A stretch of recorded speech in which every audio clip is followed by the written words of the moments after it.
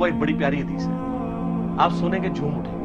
وہ حدیث ہے جی سنن ابی داؤد کے اندر, مسند امام احمد کے اندر, المستدرک الحاکم میں ہے.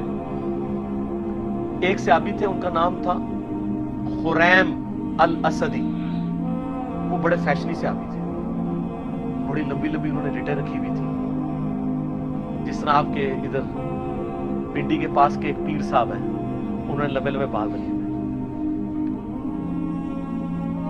اور بڑے خوبصورت کپڑے پہنتے تھے اور زمین پہ گھسٹ رہے ہوتے تھے. اب لاڈلے بھی تھے, بڑے فیشن والے بھی تھے, تو نبی علیہ السلام نے ان کو اٹریکٹ نہیں کچھ کہا. آپ تھوڑا توقف بھی فرماتے تھے. آپ نے صحابہ کرام نے کہیں ذکر کیا حضرت خریم کا نا, کہ جی ان کی دیکھیں اتنی لمبی لمبی لٹیں ہیں اور یہ تو ابو داؤد کے الفاظ ہیں مسند احمد کے المستدرک الحاکم میں. نبی علیہ السلام فرمایا خریم تو بڑا اچھا آدمی ہے, بس ایک اپنے بال چھوٹے کروا لے اور اپنی تہمت کو ٹخنوں سے اوپر کر لے, آدھی پنڈلیوں تک کرے تو کیا ہی بات ہے. تو صحابہ کرام نے نبی علیہ السلام کا بس پیغام اس کو بھجوایا کہ تیری تو حضور نے بڑی تعریف کی ہے, بس دو چیزیں ہائی لائٹ کی ہیں. کیا کہا یہ بال, اب بالوں سے آپ کو پتا ہے نوجوانوں کو کتنا پیار ہوتا ہے. سر یہی بابی میں اور صحابی میں فرق ہے,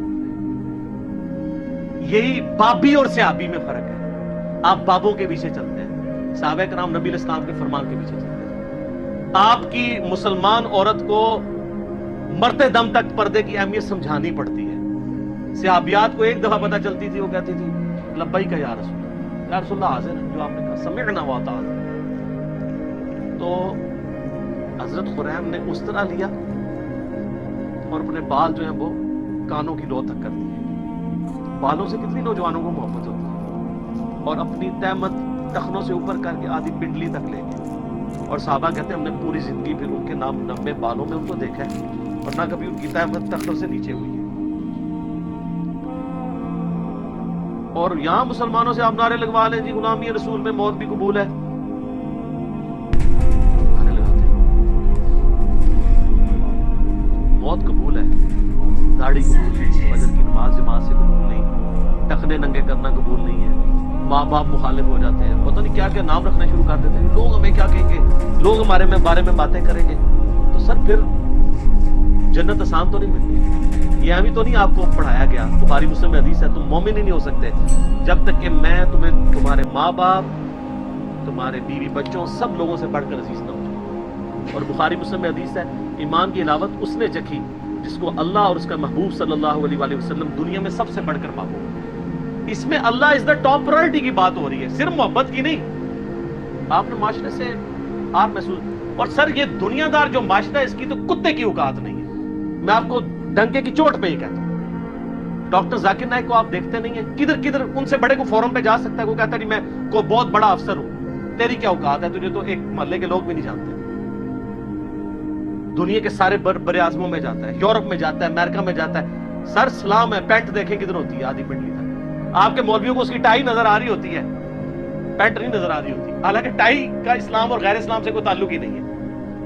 یہ خام خواہ اس کو بیچ میں گھسیڑ دیا انہوں نے. ہاں سلیپ لٹکانا گناہ ہے, اور یہ سلیپ کا نشان نہیں ہے. آپ کے علماء نے واسکٹوں میں جو رومال رکھے ہیں, یہ کیا ہے, یہ کون سی سنت پہ عمل کر رہے ہیں. اور زرق پر جو گونے پہنی ہوئی ہیں, خام خواہ چڑھ دوڑتے ہیں یہ ڈاکٹر ذاکر نائک, اور ڈاکٹر ذاکر نائک کے برابر ہو کے بتاؤ تم لوگ. تو سر کس کے, میں اللہ کے فضل سے یونیورسٹی میں پڑھتے تھے, ہمارے ساتھ